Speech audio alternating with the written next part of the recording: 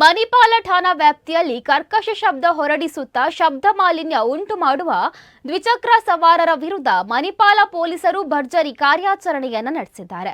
ಅತಿಯಾದ ಶಬ್ದ ಉಂಟು ಮಾಡಿ ಸಾರ್ವಜನಿಕರಿಗೆ ಕಿರಿಕಿರಿ ಉಂಟು ಮಾಡುತ್ತಿದ್ದ 120 ದ್ವಿಚಕ್ರ ವಾಹನಗಳ ಮೋಡಿಫೈ ಸೈಲೆನ್ಸರ್ಗಳನ್ನು ಕಿತ್ತು ಅದರ ಮೇಲೆ ರೋಡ್ ರೋಲರ್ ಚಲಾಯಿಸಿ ಧ್ವಂಸ ಮಾಡಲಾಯಿತು.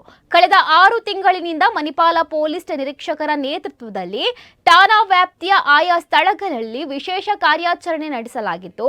ಈ ವಿಶೇಷ ಕಾರ್ಯಾಚರಣೆಯಲ್ಲಿ ಒಟ್ಟು 120 ಮೋಡಿಫೈ ಸೈಲೆನ್ಸರ್ಗಳನ್ನು ಪತ್ತೆ ಹಚ್ಚಿ ಪ್ರಕರಣ ದಾಖಲಿಸಲಾಗಿತ್ತು. ಈ ಪ್ರಕರಣಗಳಿಂದ ಒಟ್ಟು 1,05,000 ದಂಡವನ್ನು ವಸೂಲಿ ಮಾಡಲಾಗಿದೆ.